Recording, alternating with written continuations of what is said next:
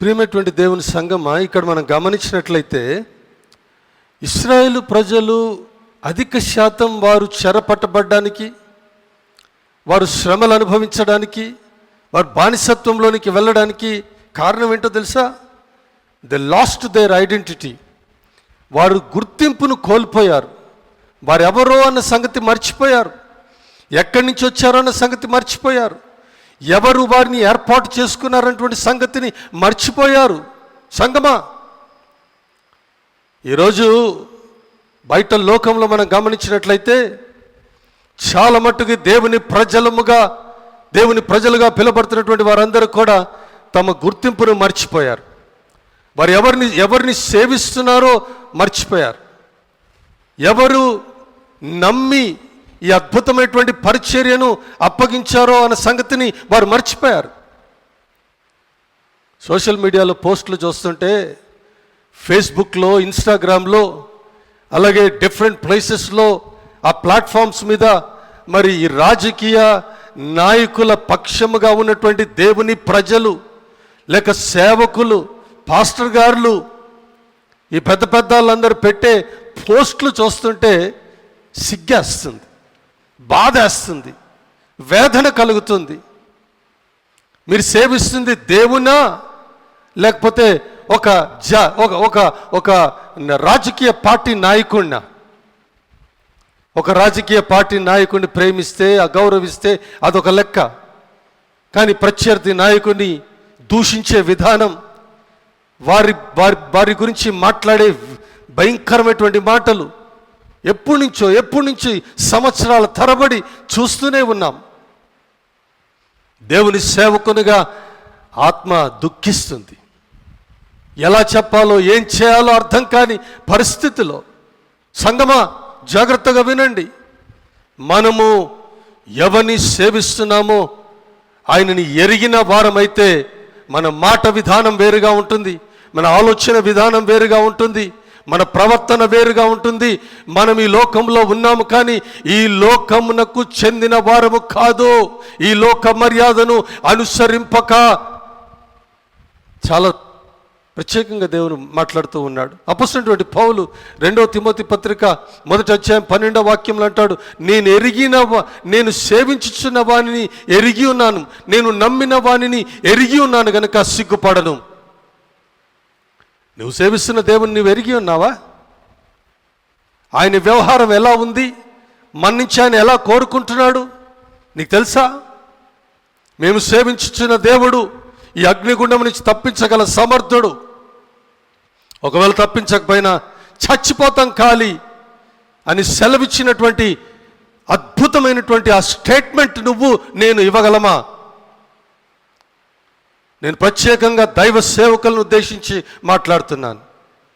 ఏంటండి మీరు పెట్టే పోస్టులు? వేదన కలగట్లే? మిమ్మల్ని మీరు పరిశీలించుకోవట్లేదా? మీ సంఘానికి ఏం మాదిరి చూపిస్తున్నారు? వాస్తవానికి రాజకీయాల్లో మనం ఒక హుందాతనాన్ని కలిగి ఉండాలి.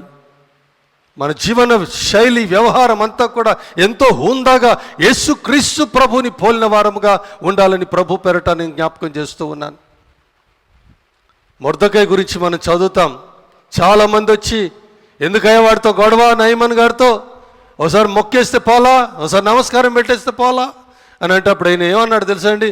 మొర్దెకై, నేను యూదుడను గనుక ఆ పని చేయజాలను అన్నాడు. అమ్మా వినండి జాగ్రత్తగా, నేను యూదుడను గనుక ఆ పని చేయజాలను.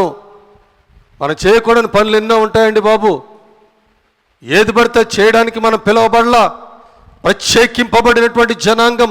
We are the separated people. Take care.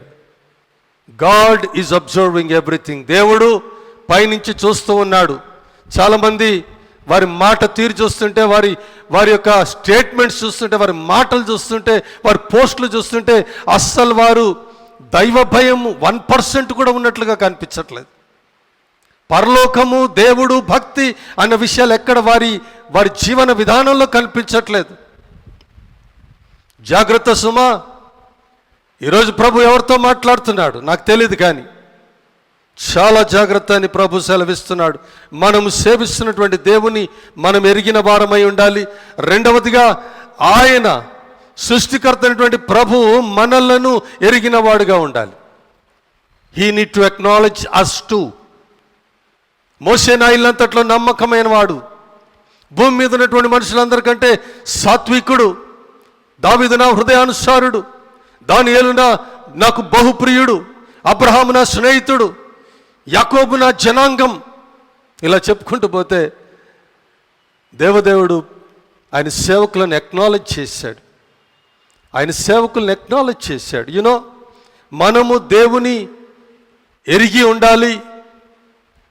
దేవుని ఎరిగి ఉండడం అంటే ఆయన ఇష్టాలను ఎరిగి ఉండాలి, ఆయన సూచనలను ఎరిగి ఉండాలి, ఆయన హెచ్చరికలను ఎరిగి ఉండాలి. అంతేకాకుండా ఆయన మనలను ఎరిగి ఉండాలి. ఏం చెప్తాడండి మీ గురించి వచ్చి ఎవరైనా ఫలానా వాడు తెలుసా, యోబు తెలుసా నీకనంటే యోబు గురించి దేవదేవుడు ఏం చెప్పాడు? యథార్థవంతుడు, న్యాయవర్తనుడు, భూమి మీద అలాంటి పరిశుద్ధుడు, నీతిమంతుడు మరొకడు లేడు. నీ గురించి ఏం చెప్తాడు? నా గురించి ఏం చెప్తాడండి? మన గురించి ఏం చెప్తాడు?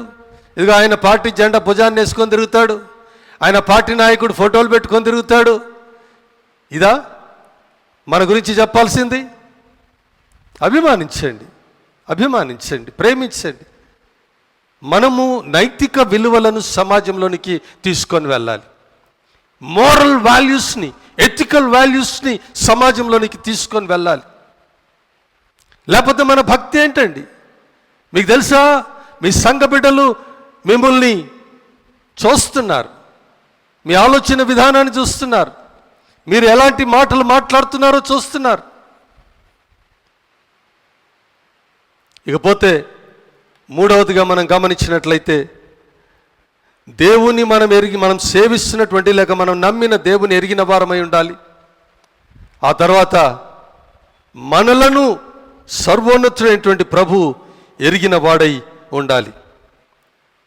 మూడవది చాలా ప్రాముఖ్యమైనది. 2 ముక్కలు చెప్పి ముగించేస్తాను. ప్రజలు మనము సేవిస్తున్నటువంటి దేవుని ఎరిగిన వారై ఉండాలి మనలను బట్టి. అలాగే ప్రజలు మనలను కూడా ఎరిగిన వారై ఉండాలి. మోషే గురించి ప్రజలు ఏం చెప్పారు? ఎంత మంచి వ్యక్తి అండి, ఎంత గొప్ప వ్యక్తి అండి, త్యాగశీలి, ఆయన దేవునితో ముఖాముఖిగా మాట్లాడినవాడు, ఆయన ముఖం ప్రకాశిస్తుంది అని ప్రజలు చెప్పుకున్నారు. యోసేపు గురించి ప్రజలు ఏమని చెప్పుకున్నారు? ఎప్పుడు దేవుడు సదా ఆయనకి తోడుగా ఉన్నాడని ప్రజలు చెప్పుకున్నారు. అబ్రహాము గురించి ప్రజలు ఏం చెప్పుకున్నారు? అలాగే పరిశుద్ధ బైబిల్ గ్రంథంలో ఉన్నటువంటి గొప్ప గొప్ప దేవుని భక్తులను గురించి ప్రజలు ఏం చెప్పుకున్నారు? వారు దేవుని వారితో చూశారు. దేవుని సేవకులైనటువంటి వారితో దేవుని చూచారు. నువ్వు దేవుని సృష్టికర్త అయినటువంటి ప్రభువుని చూపించడానికి నువ్వు కారణం కావాలి. ఆ పండుగలో ఫిలిప్పు దగ్గరకు వచ్చి కొంతమంది గ్రీసు దేశస్థులు, అయ్యా మేము యేసుని చూడగోరుచున్నామని అడిగారు. మేము యేసుని చూడగోరుచున్నామని ఎవరి దగ్గరికి వచ్చారు? ఫిలిప్పు దగ్గరికి వచ్చారు. ఎందుకని ఫిలిప్పు దగ్గరికి వచ్చారు? యేసుని చూపించగల సమర్థుడు ఫిలిప్పు కనుక ఆయన దగ్గరికి వచ్చాడు. మీరు ఎవరిని చూపిస్తున్నారు? యేసయ్యని చూపిస్తున్నారా లేకపోతే పార్టీ నాయకుల్ని చూపిస్తున్నారా? యేసయ్యని చూపిస్తున్నారా లేకపోతే ఇంకెవరినైనా హీరోల్ని చూపిస్తున్నారా? ఈరోజు నేను చెప్తున్నాను, నా మాటలు ముగించేస్తున్నాను. Be careful, be careful. నువ్వు సేవిస్తున్నటువంటి దేవుని, నువ్వు నమ్మినటువంటి దేవుని ఎరిగిన వాడవై ఉండాలి. నీవు సేవిస్తున్నటువంటి దేవుడు నిన్ను ఎరిగిన వాడుగా ఉండాలి. ప్రజలు నీవు సేవిస్తున్నటువంటి దేవుని ఎంత ఎరిగిన వారుగా ఉంటారో నిన్ను కూడా అంత ఎరిగిన వారుగా ఉండాలి. అదే గొప్ప దైవజనుల గురించి చెప్పినటువంటి సాక్ష్యం. ప్రజలందరూ దేవుని నోట వచ్చినటువంటి సాక్ష్యం ఏదైతే ఉందో ఒక భక్తుని గురించి, అదే ప్రజలు కూడా చెప్పడం జరిగింది. మానేయండి, ఇక మానేసి దేవుని శ్రేష్టమైనటువంటి సేవకులుగా ఉండడానికి మనం ప్రయత్నం చేద్దాం. పరిశుద్ధమైనటువంటి నీతి మార్గములో ప్రజలను నడిపించే వారంగా ఉండడానికి మనం ప్రయత్నం చేద్దాం. ఈ నాయకులు రేపు ఉంటారు, ఈరోజు ఉండరు. ఇక నాకు మాటలు రావట్లేదు, కానీ నేను ముగించేస్తాను. చాలా దుఃఖంతో, బాధతో ఈ మాటలు చెప్తున్నాను నేను. సంగమా, మనము మన కుటుంబాలు ప్రభు సూచించినటువంటి మార్గంలో నడుద్దాం, నిత్యత్వంలో చోటు చేసుకుందాం. దేవుడు మిమ్మల్ని దీవించి ఆశీర్వాదించునుగాక. ఆమేన్, ఆమేన్, ఆమేన్.